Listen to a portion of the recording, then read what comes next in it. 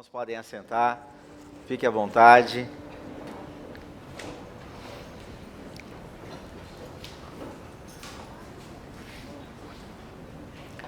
Quero dar as boas-vindas a todos, que bom que você está aqui. E já quero começar dizendo e motivando você. Quem está aqui hoje tem cônjuge e não está com o cônjuge? Ok. Eu quero motivar você e incentivar você, se possível, para as próximas quartas-feiras, traga o seu cônjuge. Amém? Mas por que, pastor? Tu vai fazer alguma coisa com ele? Não, eu não vou fazer nada com ele ou com ela. Deus vai fazer com vocês. Amém? Amém? O Senhor me deu hoje uma série de ministrações falando sobre crises familiares. Crises nas famílias. E essa mensagem, ela vai vir como uma preparação. Diga preparação. Uma preparação para o nosso retiro da família. Essa palavra vem como um fundamento. Ela vai vir como uma pré-experiência daquilo que você vai viver se você estiver no retiro. Amém? Então Deus me deu aí algumas mensagens até o nosso retiro que vai acontecer no final de semana do dia 23 de maio, a partir do dia 23 de maio. E hoje eu quero começar falando sobre esses pontos, falando sobre essa preparação, falando sobre algumas crises que as famílias acabam passando, acabam vivendo, e também Deus, através da sua palavra, mostrando, revelando, trazendo claridade, né? Como que a gente pode vencer, como que nós podemos superar essas crises, essas faltas que muitas vezes acabam acontecendo nas famílias. O MBCV, ele tem como, ali não vai ter, porque ali não está o logotipo da igreja, mas o logotipo da igreja tem ali um slogan que diz o quê? Vocês lembram? O que diz lá? A visão que alcança a família. Nós somos uma igreja que tem como propósito alcançar a família, desde o pequenino até aquele mais de cabelinho branco ou sem cabelo, né? Amém? Né? Por quê? Porque nós entendemos que a família não é feita só do casal, só do homem, só da mulher. Não, a família ela tem estágios, a família ela tem ciclos, né? Então começa lá desde o pequenino, desde a criança, desde o bebê, e a gente busca ter atendimento para todos, né? Então as crianças saíram daqui por quê? Porque elas foram ser ministradas. Não tem cuidadores, não, tem ministros de crianças, para que eles também possam aprender a palavra. Os adolescentes estão na sala aqui do lado, também estão tendo culto para os adolescentes, na linguagem deles, na necessidade deles. Aqui estão as famílias, os adultos, né? Que também Deus sempre nos dá uma palavra, uma instrução, que vem iluminar o nosso caminho para que nós possamos endireitar, né, o nosso caminho nas veredas do Senhor, não nas nossas, nas veredas do Senhor, no caminho do Senhor.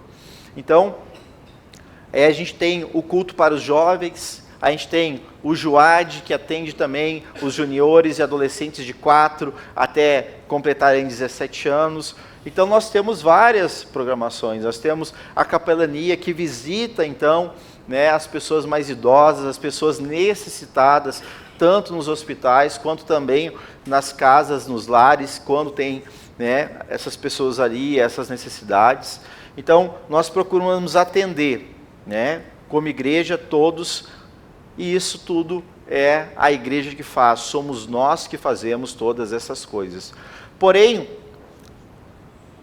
todos nós aqui temos família, viemos de família. E alguém aqui tem alguma família aqui, que a família de você é zerada de problema? Levanta a mão. Aí pode vir pregar aqui. Porque, não sei vocês, né? Mas eu venho de família que tinha muita gente que bebia, eu venho de família que tem separação, eu venho de família que tem problemas com filhos, eu tenho bom, de tudo um pouco. Né? Não sei a de vocês, mas a minha, os meus familiares, tem de tudo um pouco. Né? E volta e meia, o que acontece? É uma solicitação, um chamado, uma oração, né? Deu um BO aqui, deu um BO ali, certo? E a gente vai se virando conforme as coisas vão acontecendo. Mas, vamos lá, tem um ditado que diz, né? O que é melhor, remediar ou prevenir? Prevenir. Quando nós trabalhamos na prevenção das coisas, é muito mais difícil que crises e problemas aconteçam, sim ou não? Sim. Quando você, por exemplo, trabalha, né, o teu corpo, exercita o teu corpo, cuida da alimentação, você vai ficar doente mais fácil? Não. A tendência é que não. A tendência é que não. Mas, quando a gente não tem o cuidado das coisas, não trabalha na prevenção, é fato que algumas coisas vão fugir do controle. E aí a gente vai ter que fazer o quê? Vai ter que tratar. A gente vai ter que buscar um diagnóstico e a gente vai ter que ver como que a gente resolve esse problema, essa crise, essa enfermidade, essa necessidade que nós temos. E para nós, Deus é muito bom conosco. Deus, Ele deixou para cada um de nós, queridos, cada um desses recursos, cada um desses aprendizados, para que a gente possa trabalhar na prevenção e não simplesmente na correção. Mas, como ser humano, ele essencialmente, né, ele tem a tendência ao pecado, porque está no homem o pecado. O homem, ele frequentemente precisa se tratar. Ele precisa do remédio. Ele precisa ser, né, remediado. Por quê? Porque o desejo do pecado que habita em mim e habita em você é tão forte, que quando nós não cuidamos dessa parte da nossa vida, a gente vai precisar tomar um remedinho. Né? Mas hoje eu quero falar sobre uma das crises das famílias, e talvez esse aqui é o fundamento, né? A palavra diz que quando os fundamentos eles são destruídos, o que poderá fazer o justo? Se eu não me engano, eu acho que é Salmo 11:3. Põe ali para nós, vamos ver se eu estou com a memória boa.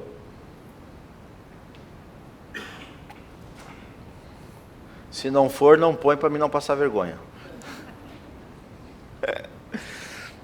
Salmo 11:3, ó, isso aí, ó, me ajudou lá.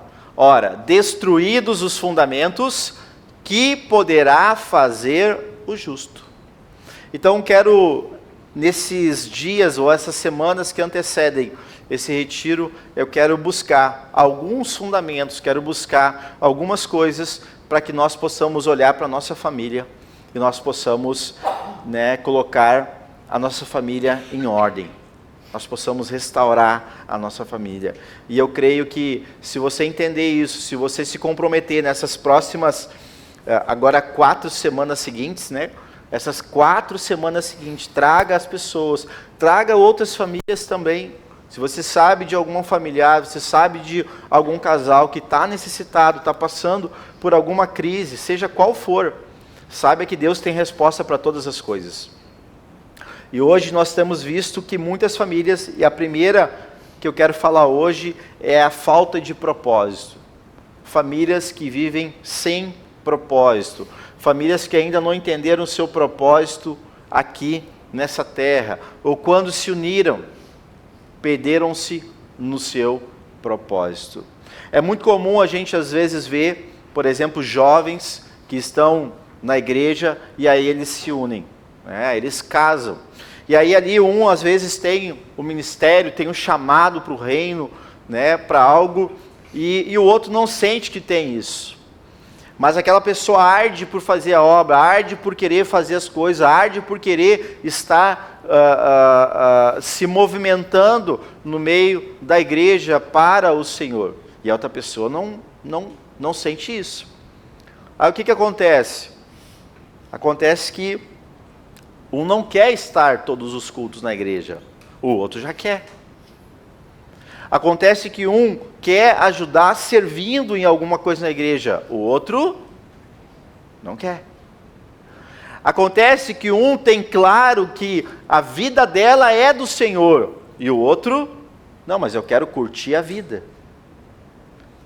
E quando isso não se torna claro, o que acontece com o relacionamento e o casal? É o que a Bíblia chama de jugo desigual. É um jugo desigual. Eu falei já aqui em algum culto sobre o que é um jugo. Vocês lembram daquelas juntas de boi? Sim? Como que é a junta de boi? Eles têm aquele negócio nas costas, né? E que prende o canga, obrigado, irmã, a irmã do interior, ela sabe, né? Tem aquela canga que prende os dois touros, né? Não é vaca, touros. Prende os dois ali. E os dois, eles precisam ser como? Do mesmo porte. Por quê? Porque se tu bota um menorzinho, mais fraco, e o outro mais forte, não vai dar certo. Por quê? Porque eles não têm a mesma estrutura, eles não têm o mesmo propósito, eles não conseguem caminhar junto. Não conseguem caminhar junto. Não conseguem. Quer ver? É um exemplo, pode ser até grosseiro, grotesco, né? Pega uma pessoa que tem seu 1,90 m, 2 metros. Eu tinha um cliente que ele era jogador de vôlei. Ele media 2,5 m, se eu não me engano. Para mim falar com ele, eu falava assim, ó. A mão dele, gente, parecia uma raquete, né? Eu dava a mão, sumia a minha mão, assim, né? Quando eu cumprimentava ele, assim. E ele era muito grande. Então, quando nós caminhávamos um do lado do outro, quando eu vi ele logo estava na frente, eu tinha que caminhar mais, porque a passada dele era maior.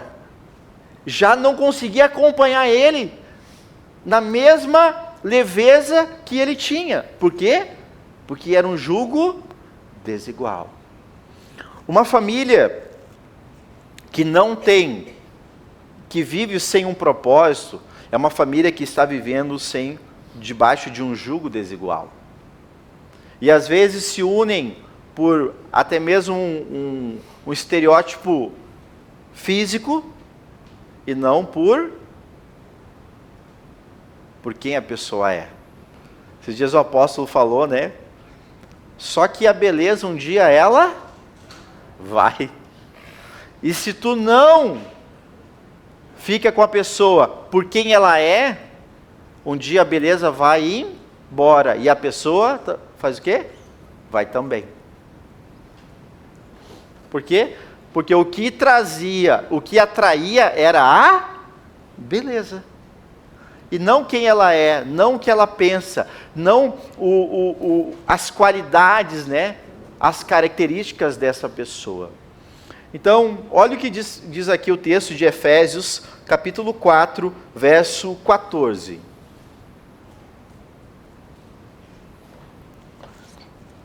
Olha o que o apóstolo Paulo, ele escreveu à igreja de Éfeso. Ele diz assim: para que não mais sejamos como meninos. Quem tem filho pequeno aí? Legal, beleza. Mas você também, talvez tenha filho mais velho, mas já teve filho pequeno, certo? Como que é um menino? Ele é responsável? Não, né? O que o menino quer fazer? Jogar bola, olhar TV, jogar videogame, comer, faz bagunça, né? Ele não tem compromisso. Ele não tem comprometimento. Ele só faz aquilo que dá na telha, o que ele tem vontade. Ele só come o que tem vontade. Ele só faz o que dá vontade. Alguns até fazem outras coisas. Por quê? Porque o pai e a mãe mandam, né? mas por ele, pelo menino ou a menina que seja, não. Eles vão fazer só o que querem. Por quê? Porque quando o menino ainda não tem consciência da sua responsabilidade e do compromisso e do seu chamado e do propósito para o qual ela foi criada por Deus. Então o texto diz, para que nós não sejamos como meninos. Que tipo? Agitados de um lado para o outro e levados ao redor por todo o vento de doutrina, pela artimanha dos homens e pela astúcia com que induzem ao erro. Aqui traz para nós um dos motivos que faz com que uma família ela não tenha propósito, que é o quê?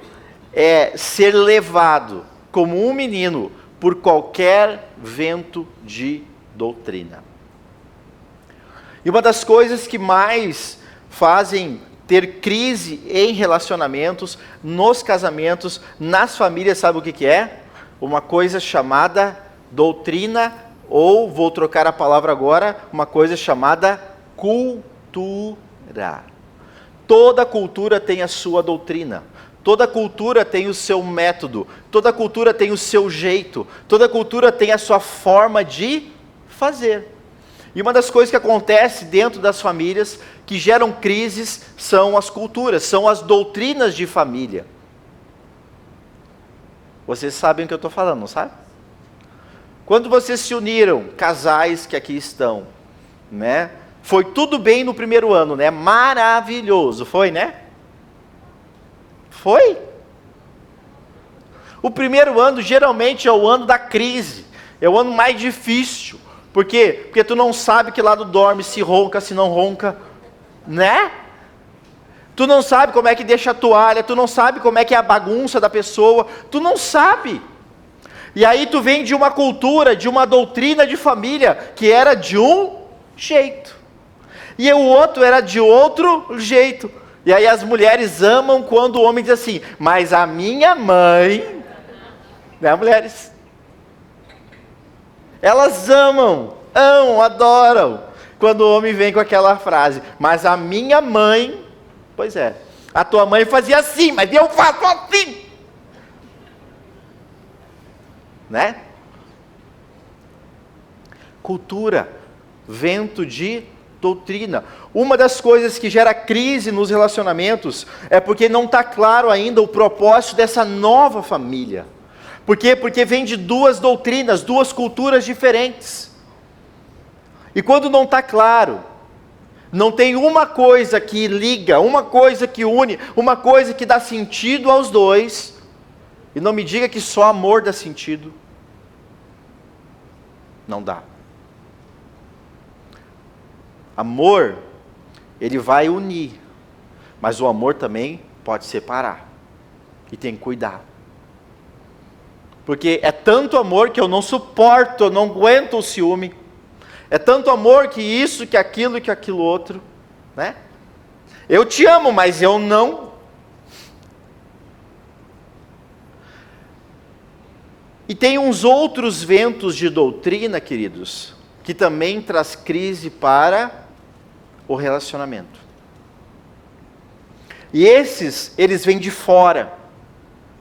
Esses, eles vêm de outros ambientes, de outras culturas. Que ambiente, pastor? Um deles, amizades. Amizades. É um tipo de vento de doutrina, é um tipo de ambiente que influencia às vezes muito, e muito nas famílias. Muito. Teve um tempo que eu participava de um time de futebol. Eu jogava com alguns amigos e era um time que jogava muitos e muitos anos. O time tinha mais de 30 anos, para vocês terem ideia, né? E os jogadores já estavam um caco mesmo, né? Mais de 30 anos, né? Eu era o mais novinho até. Mas enfim, era um grupo unido, era um grupo, né? Os homens tinham família, enfim. E eles toda semana que tinham futebol, eles faziam um churrasco. E esse churrasco geralmente era na casa de um desses homens. E ali, enfim, né? eles se divertiam, jogavam, iam para casa de um desses amigos e tomavam cerveja, comiam churrasco e ali, então... E depois dali, então, muitos iam para casa e outros não. O que acontecia nisso? A influência da amizade, muitas vezes, influenciava alguns a fazer coisas que não deveria. Algumas coisas não deveriam. Assim também como acontece com as mulheres. Porque às vezes, dependendo do estado que a mulher está, o estado emocional que a mulher está, ela busca o quê? Ela busca uma mulher com o mesmo estado emocional. E aí o que acontece? Um baita prejuízo na sua família. Por isso que a Bíblia fala que as mais velhas devem aconselhar as mais novas. Porque as mais velhas, em tese, têm mais sabedoria, mais experiência, mais conhecimento. Já erraram mais. Então vão ter uma boa resposta e uma boa instrução para a mais nova. Só que às vezes a mais nova não quer receber instrução. A mais nova não quer dar ouvidos. E aí é uma questão pessoal de cada um. Mas nós temos que entender que um dos ambientes, um dos ventos de doutrina é as amizades, que influenciam muitas vezes nós a não tomarmos decisões ou a tomarmos decisões erradas. Olha o que me veio no espírito agora aqui, ó. Tem pessoas que ainda não se batizaram ao Senhor por causa de ventos de doutrina. Porque o que os meus amigos vão pensar? O que vão falar? O que vão dizer? É o que o Espírito está me dizendo aqui agora, viu? Eu não sei para quem é, mas domingo agora a gente tem batismo. E se eu estou falando e do Espírito me trouxe, é para alguém aqui. Então não se deixe influenciar pela massa, porque a massa não te leva para o céu, só Jesus te leva. Amém? Então, outra coisa, que é um vento de doutrina, que são o quê? Religiões. Talvez você já passou por algumas religiões na sua vida. Talvez você já buscou algumas formas espirituais de resolver o seu problema. Ou talvez de buscar alcançar alguma bênção, alguma gratificação, ou até mesmo um pedido. Isso aqui é um mal terrível nas famílias. Talvez você possa ter vivido algo na sua vida até mesmo antes do relacionamento. E você casou, você constituiu família, você criou filhos, só que aquela aliança, aquilo que foi feito lá no passado, por doutrinas erradas, ainda está sob a sua vida. E se você não botar um ponto final, se você não cancelar isso, se você não interromper isso na sua vida, isso continua reverberando, esses espíritos continuam te visitando, isso continua agindo dentro da tua casa, da tua família e agora até mesmo sobre teus filhos. Isso é um outro tempo, isso é um outro tipo de doutrina. Então tem várias coisas, queridos, que a gente não se apercebe, mas quando vê, estão influenciando a nossa vida, a nossa família, e tem crise atrás de crise.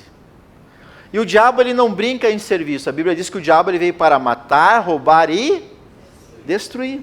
A Bíblia fala, na verdade, de ladrão, né? Mas nós entendemos que o ladrão também é Satanás. E ele veio para destruir, ele veio para roubar tudo aquilo que Deus ele quer fazer e abençoar as nossas vidas. O povo de Deus, ele acaba passando problema, tendo prejuízo, sendo destruído. Por quê? Porque falta o povo de Deus conhecimento. Conhecimento. Quando você busca o conhecimento, quando você busca entender, quando você busca clareza das coisas, você vai começar a agir de acordo com aquilo. Quando você não entende, o que você acha? Não, é assim mesmo. Não dá mais, eu não suporto, eu não aguento. E aí vem crise depois de crise, crise após crise. O diabo, ele sabe a sua fraqueza, o diabo sabe aonde ele vai usar a sua vida, o diabo sabe como tocar no teu emocional, porque a coisa que mais faz o homem pecar e sair do eixo é o emocional. É o emocional. E se ele mexe ali, se ele toca naquele botãozinho seu, você perde a razão, e aí você acaba fazendo o quê? Tomando decisões equivocadas, precipitadas e causando crises na sua vida e também na própria família. Olha o que diz ali em... Deixa eu ver uma coisa aqui. Romanos 2, capítulo 1, Romanos 2, verso 1 ao 3.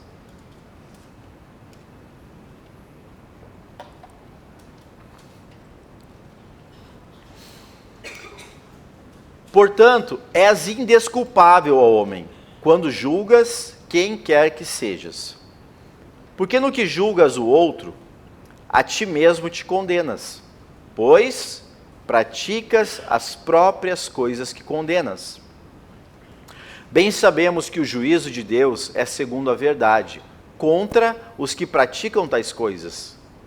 Tu, ó homem, que condenas os que praticam tais coisas e fazes as mesmas, pensas que te livrarás do juízo de Deus? Até aí. Deixa o verso 1 agora, por favor. Outra coisa, queridos, que gera crise e que faz o homem ele não entender, não ter clareza do seu propósito, da sua família, é quando ele está preocupado com a vida dos outros. Famílias que não têm clareza do seu propósito, não sabem o seu porquê. Aqui estão, porque estão, para onde estão caminhando. Porque propósito, sabe o que é propósito? Propósito é ter uma direção para a vida. Propósito é saber para onde e como você deve seguir o caminho da sua vida. O propósito, queridos, ele vai ser guiado, regido na sua vida por princípios, por valores, por regras, por normas, que você vai seguir. E quando você tem essa clareza e você segue esses princípios, esses valores, naturalmente, você vai sendo bem-sucedido na sua vida. Porque você tem clareza para onde vai, você entende como que deve ser feitas as coisas, você sabe que isso é o caminho certo. E quando algo acontece no meio do caminho, porque acontece, né? Até o melhor carro do mundo, o carro mais sofisticado, uma hora dá problema. A família também. Uma hora dá problema, uma hora dá uma discussão, uma hora dá um desentendimento, uma hora acontece alguma coisa que foge do controle. Mas tudo tem conserto. No Senhor todas as coisas podem ser restauradas, curadas, perdoadas, limpas, saradas, tratadas. Quando há disposição, quando eu quero, quando eu tenho vontade. Porque uma pessoa sem vontade não vai fazer nada na vida. Uma pessoa que não tem vontade não vai alcançar nada na vida. Uma pessoa que não tem vontade não vai curar nada na vida. Uma pessoa que não tem vontade não vai se libertar de nada na vida. Por quê? Porque ela não tem vontade. Quem não tem vontade não busca. Quem não tem vontade não pede. Quem não tem vontade não vai atrás de algo novo. Quem não tem vontade não faz nada novo. Quem não tem vontade não alcança. Então, é necessário que, se você quiser acabar ou melhorar as crises, resolver as crises, você precisa, a primeira coisa, é entender o propósito da sua família. E esse texto, ele diz que aquelas famílias, aquelas pessoas que não têm propósito, elas estão tão ocupadas, se preocupando com a vida, com o propósito dos outros, porque não tem clareza do seu. E esse texto, ele é muito claro, porque ele diz o seguinte, quando eu estou vendo o erro dos outros, é porque eu tenho o mesmo. É o que esse texto traduz. Quando eu estou vendo o pecado do outro, é porque eu cometo o mesmo pecado. quando eu estou condenando o outro naquilo que ele faz, eu faço tanto quanto ele faz. É sério isso, né, gente? Isso é muito sério. Porque, sabe por quê? Porque o homem, ele tem os seus pontos obscuros. Ele não consegue se enxergar, mas ele vê os outros claramente. Ele não olha para si, ele não consegue ver porque ele tem os pontos cegos nele. E ele acha que ele está tudo certo. Mas o texto, a palavra de Deus, ela nos diz que quando eu estou julgando, quando eu estou condenando, quando eu estou afirmando algo sobre alguém, está dizendo que eu faço a mesma coisa que aquela pessoa. E é por isso que eu me indigno com ela. Pode ter certeza, se você é indignado com alguém, se você fica lá acusando, apontando, tenha certeza, você faz igual.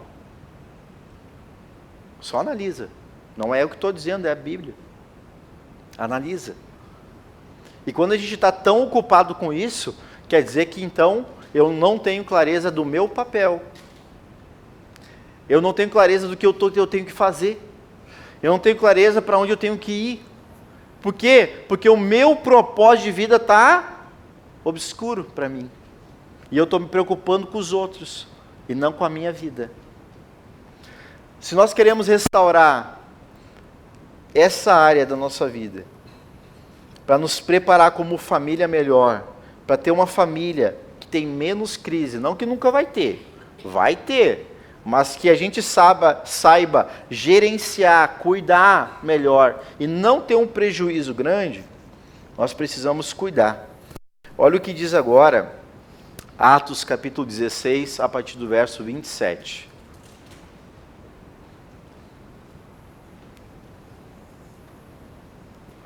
Essa passagem, amados, vai falar de uma experiência que um homem teve com Deus, ele e a sua família. Olha só que tremendo que aconteceu aqui. O carcereiro despertou do sono e, vendo abertas as portas do cárcere, puxando da espada, ele ia fazer o quê? Suicidar-se. Ele ia tirar a própria vida, supondo que os presos tivessem fugido. Mas Paulo bradou em alta voz: não te faças nenhum mal, que todos aqui estamos. Pode parar aqui, eu só vou tentar explicar um pouco para vocês não ficarem perdidos. Paulo estava numa cidade pregando o evangelho e as pessoas naquela cidade ficaram indignadas com Paulo. O evangelho era perseguido, as pessoas que seguiam a Jesus, né, pregavam sobre Jesus, sobre o evangelho de Jesus, os judeus perseguiam, os judeus matavam, os judeus apedrejavam, os judeus botavam eles na cadeia, porque os fariseus da época, eles estavam perdendo dinheiro, a sua autoridade, o seu respeito. E aconteceu que Paulo, então, numa dessas viagens missionárias dele, inclusive domingo agora teremos o nosso culto de missões, então não perca a oportunidade. Temos o pastor Diego aqui trazendo a sua experiência com missões aqui para nós, tá? Então venha domingo participar do nosso culto de missões, traga gente também. E ele nessa viagem missionária, Paulo então tem essa experiência. Ele é levado preso. E quando ele está preso lá, aí acontece que dá um rebuliço lá na cadeia, né? E as portas se abrem. E o soldado, vendo aquilo, ele ficou apavorado. Ficou apavorado. Ao ponto dele fazer o quê? Tirar a própria vida. Vamos terminar o texto e depois eu concluo. Depois, então o carcereiro, tendo pedido uma luz, entrou precipitadamente e, trêmulo, prostrou-se diante de Paulo e de Silas. Depois, trazendo-os para fora, disse: Senhores, que devo fazer para que seja salvo? Responderam-lhe: crê no Senhor Jesus e serás salvo. Leia comigo: tu e a tua casa.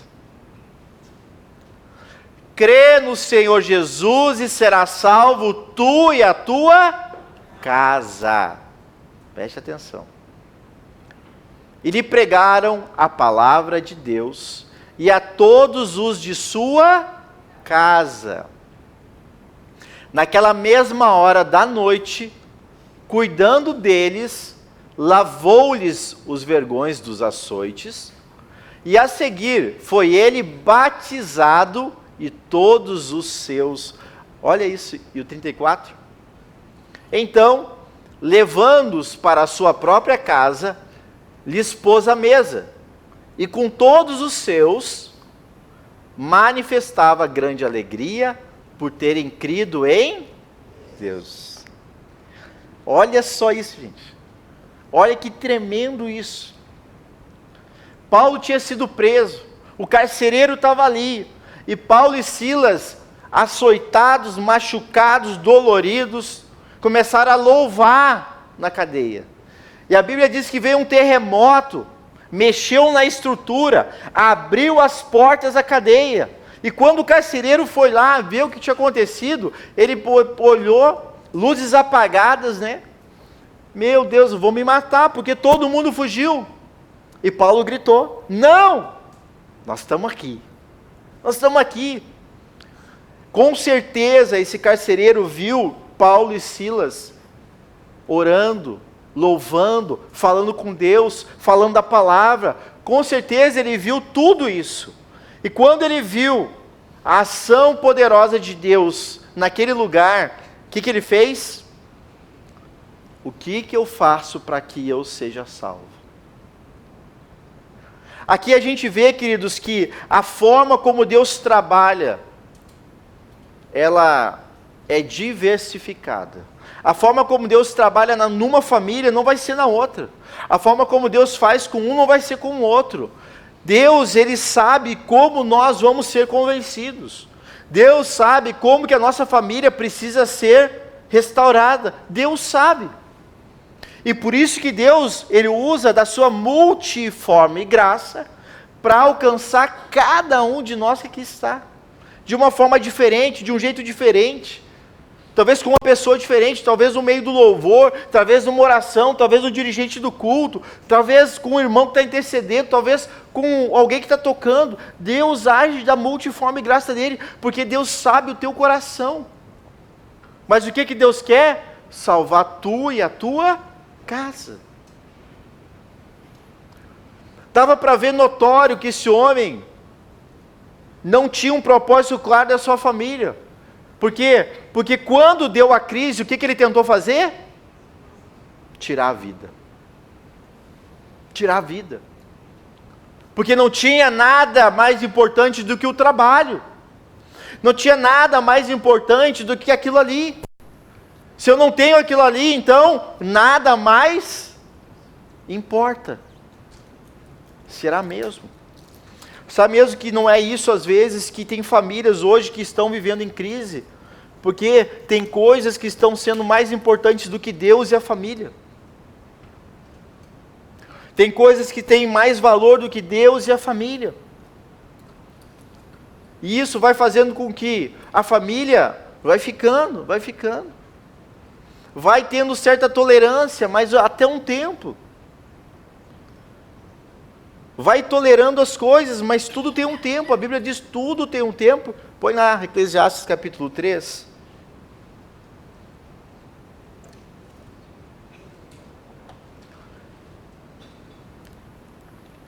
Eclesiastes 3, Salomão diz, pela sua muita sabedoria e experiência, diz que tudo tem o seu tempo determinado.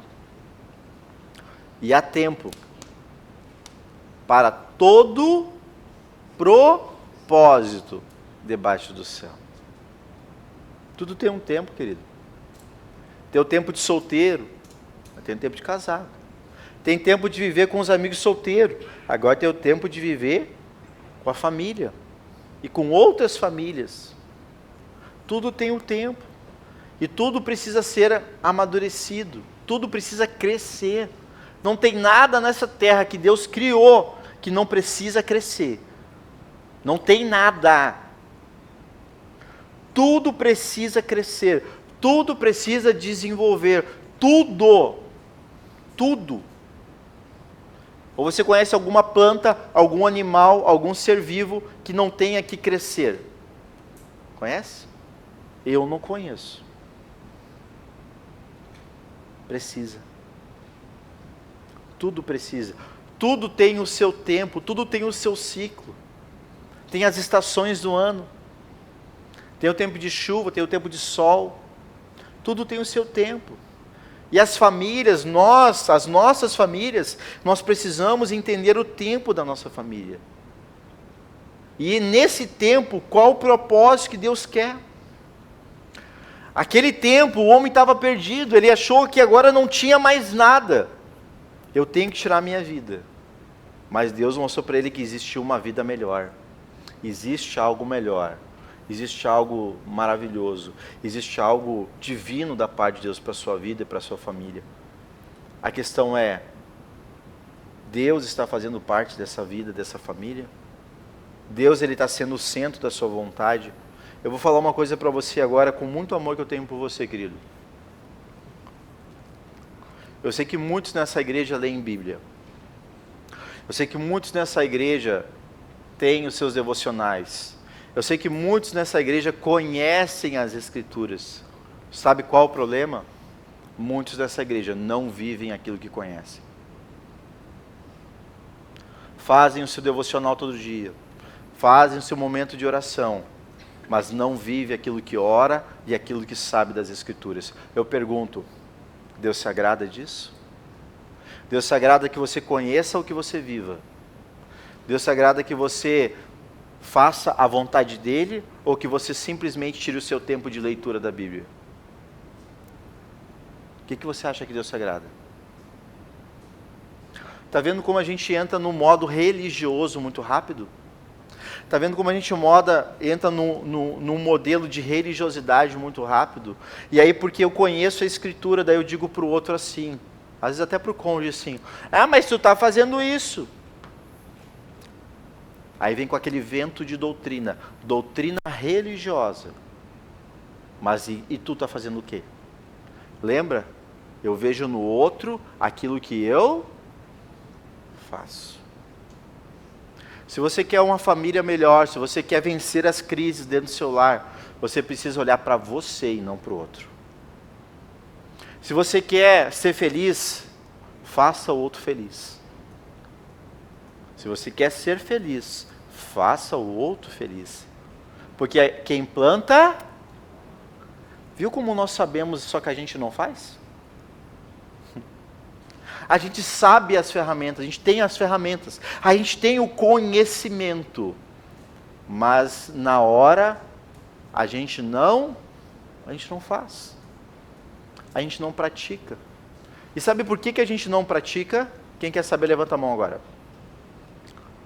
Porque a Bíblia diz que por se multiplicar a iniquidade, o amor de muitos iria esfriar. O pecado, enquanto ele não for combatido na sua vida, o amor de Deus não vai ter lugar. E o amor de Deus, ele supera todas as crises. Olha que maravilhoso isso. O amor de Deus supera toda crise. O amor de Deus supera todo problema. O amor de Deus supera todas as coisas. Mas para isso, você precisa negar a si mesmo. Você precisa vencer a sua carne. Você precisa dizer não para as coisas que te tiram do foco de Deus. E aí, cada um sabe aonde o bicho pega para si, né? E aí não é eu, pastor, que tenho que dizer, é você olhar para você. Lembra que eu disse que a gente não vive o propósito quando a gente está olhando para o propósito do outro. E eu não vivo o meu. Eu não vivo a minha vida, eu não vivo a minha felicidade, eu não vivo a minha alegria, eu não vivo a minha família, eu não desfruto dela. Por quê? Porque eu estou tão preocupado com o outro. porque eu quero parecer com o outro, porque eu não tenho o carro do outro, porque eu não tenho as condições do outro, porque daí eu não faço como o outro, porque daí eu não posso fazer os mesmos passeios que o outro, e daí faça o que tu pode, com o que tu pode, quando tu pode. Seja alegre com o que tem. Seja feliz com o que você tem. Seja feliz com as condições que Deus te deu. E se você quer mais, faça mais. Se prepare, melhore, busque condições, busque formas e maneiras. Tudo é possível àquele que crê. E assim a gente vai vencendo esses ventos de doutrina. Assim a gente vai vencendo as crises, assim a gente vai encontrando o propósito da nossa família. Assim a gente vai caminhando junto e vai vendo Deus abençoando, assim a gente vai entendendo, né, o que Deus quer de mim dentro do meu lar. O que Deus quer para minha esposa dentro do meu lar, o que Deus quer para o marido dentro do lar, o que Deus quer para os filhos dentro do lar. E é maravilhoso quando a gente começa a ver que cada um está desenvolvendo o seu papel, que cada um está trabalhando junto pela família. Mas até quando a gente não tem propósito, a gente não vê prazer em nada. Nem em ajudar, nem em ser luz, nem em ser bênção. Olha o que Deus falou para o nosso irmão e pai da fé, Abraão, lá em Gênesis capítulo 12, a partir do verso 1. E olha como Deus é bom, né, gente? Deus tem resposta em tudo na Bíblia para nós. Ele diz assim, ó, ora, disse Deus a Abraão, sai da tua terra, da tua parentela e da casa do teu pai, e vai para a terra que te mostrarei. Aqui, sabe o que Deus está tratando aqui? Aquele vento de doutrina da família, a cultura da família.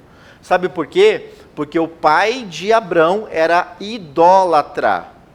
Ele produzia ídolos. Ele fazia ídolos. E Deus disse para ele, cara, se tu quer andar comigo, vaza daí. Porque se tu ficar aí, tu vai fazer a vontade do teu pai.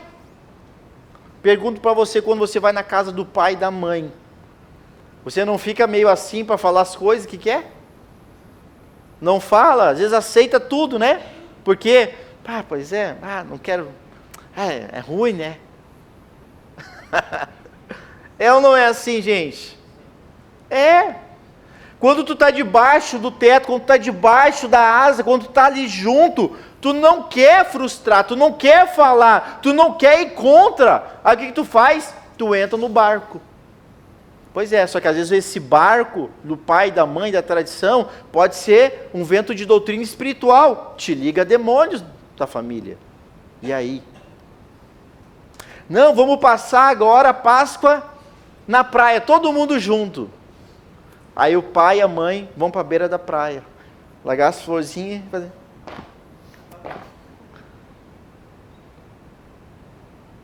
Né? E aí tu vamos, faz também. Ai, não, eu não. Não, ai, para com isso aí, agora tá crente, não. Quando vê, tá lá.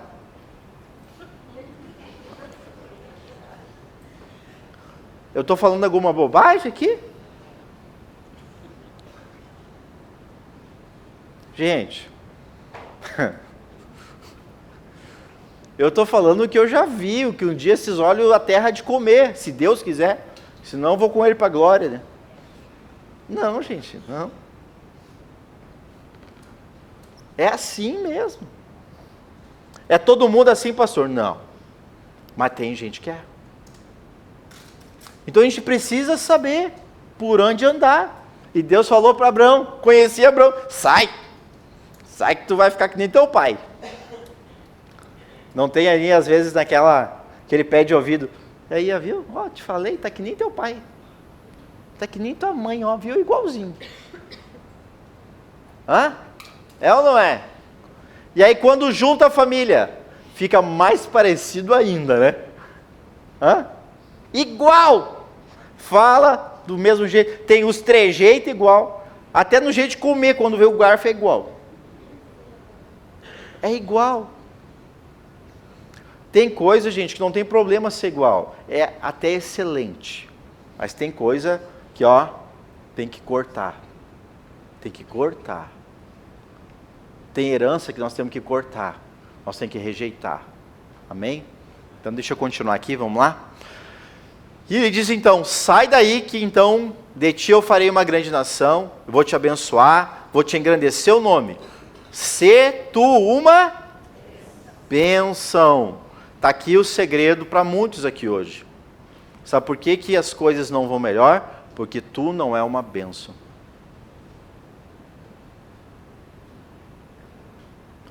Sabe por que que a vida não vai melhor? Porque você não é um abençoador. Você é um pedinte de bênção. Quando você abençoa, você é... Pode vir, gente, não tem problema. Eu também já fui assim também, tá? Quando você abençoa, você é? Abençoado! Amém? Diz assim, ó, Senhor Jesus, eu quero ser uma bênção. Me ajuda a ser bênção. E não um egoísta. Porque quem só pede, não é para orar, não agora deu. Porque quem só pede é egoísta.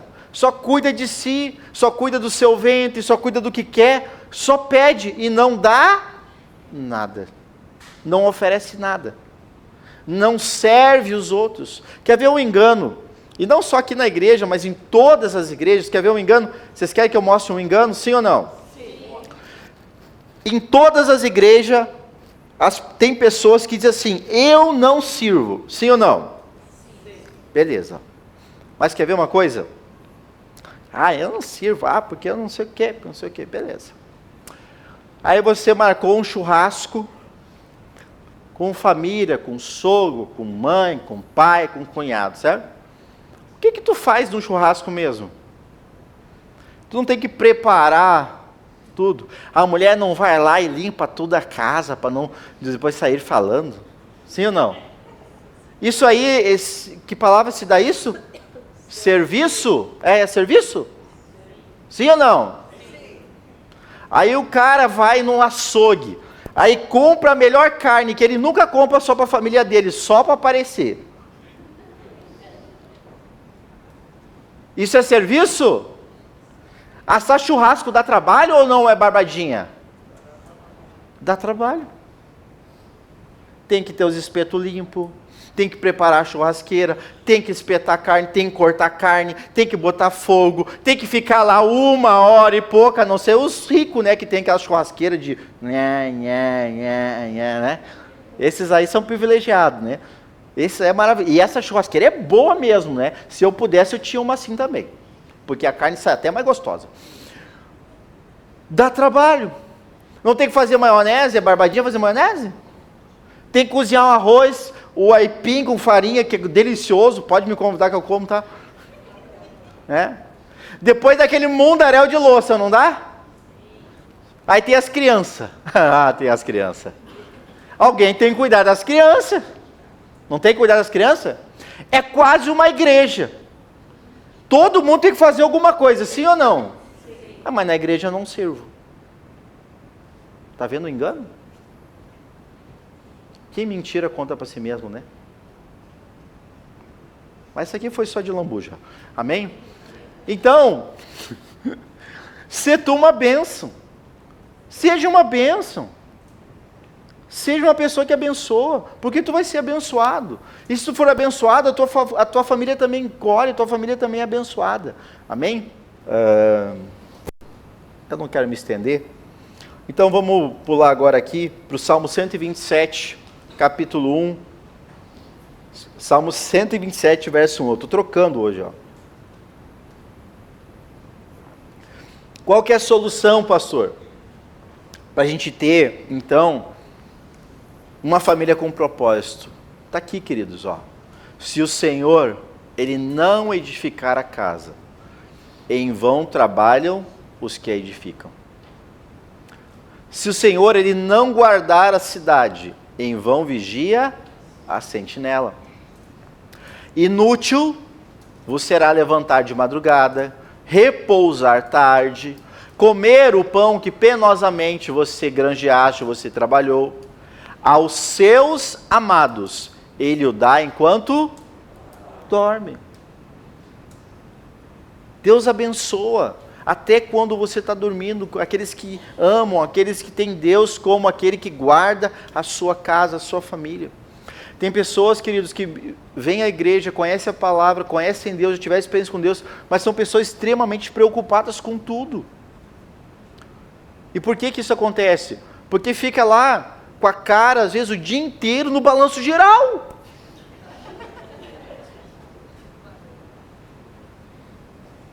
Só vendo sangue derramando, gente morrendo, não sei o que, golpe daqui, golpe dali. E aí fica assim, tu viu, tira foto da tela ainda assim, tu viu, cuida com esse golpe aqui. Mas se Deus não guardar a cidade, quem guarda? Fica alimentando a mente, fica alimentando o coração só de coisa negativa. Puxa o celular, vai nas notícias, o algoritmo conhece você. Ele só manda as braba, só as braba. E você está ali, alimentando só notícia ruim, notícia ruim, notícia ruim, notícia ruim. O que passa na tua mente? Vai dormir, eu só pesadelo, não consigo dormir de noite. Mas também, nada acontece por acaso, queridos. Te alimente de coisas boas. Busque informação de coisas boas. Se você ocupar a tua mente com coisas improdutivas, você vai se tornar uma pessoa improdutiva.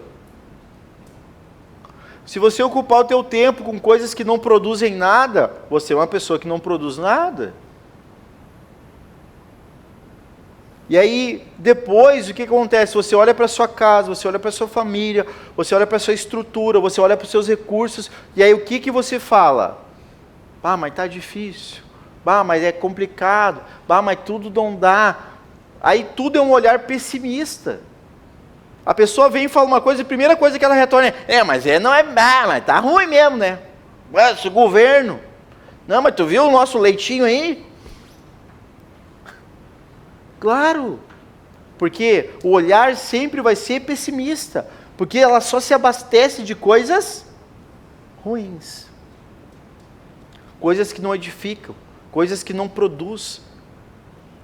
Tem um estado brasileiro aí, queridos, que tem mais gente que depende do governo, do Bolsa Família, do que gente que trabalha. Vocês sabiam disso? Eu pergunto, qual é a riqueza desse estado?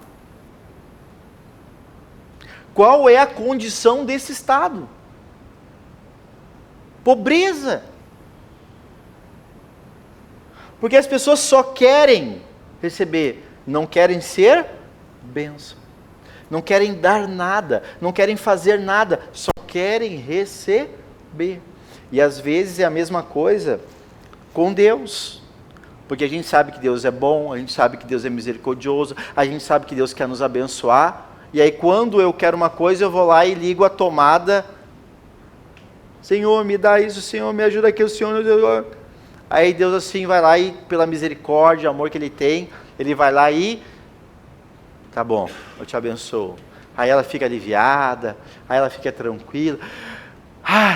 Hoje eu vou para casa, hoje eu vou tranquilo, hoje eu vou abençoado, né?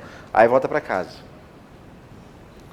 Aí chega em casa, aí vem outro dia, aí tudo de novo. Porque é só aquele momento de alívio. Porque ela veio buscar o alívio. Mas Jesus falou lá em Mateus 11, 28 e 29, que Deus não quer só dar o alívio, Ele quer também que você aprenda com Ele para viver a vida inteira em paz. Em paz.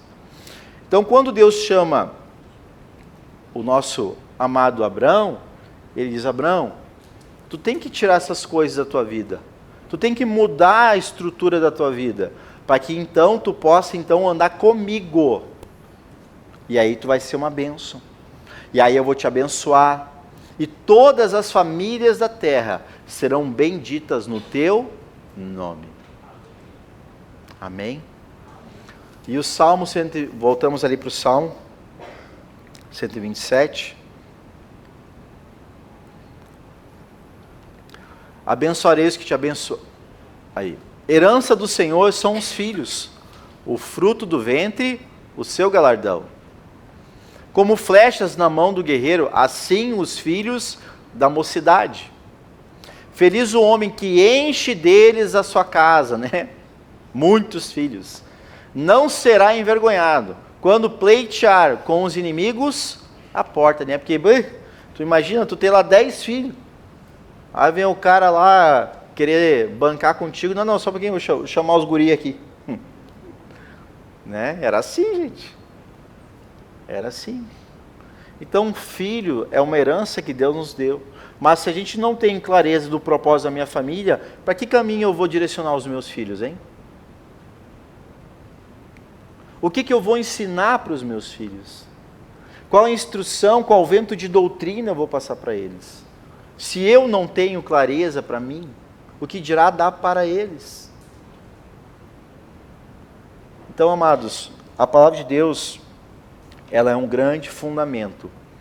E ela é a inspiração para você encontrar a direção para a sua vida e para a sua família. E eu quero encerrar com essa passagem agora, de Jeremias 29, do 11 ao 13. O louvor pode subir já. Jeremias 29, do 11 ao 13. Olha o que o Senhor nos diz, queridos. Eu é que sei que pensamentos eu tenho a vosso respeito, diz Deus. Eu tenho pensamentos de paz e não de mal, para vos dar o fim que desejais. Então me invocareis, passareis a orar a mim, e eu vos ouvirei. Buscar-me-eis e me achareis quando me buscares de todo o vosso coração.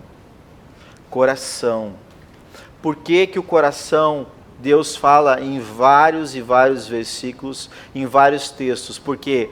Porque a Bíblia diz que o coração do homem está tudo nele. A Bíblia diz que o coração do homem é enganoso.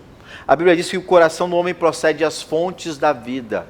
A Bíblia fala que o nosso coração é o que dá direção. A Bíblia fala que a boca fala aquilo que o coração está cheio. Você pode ficar de pé agora?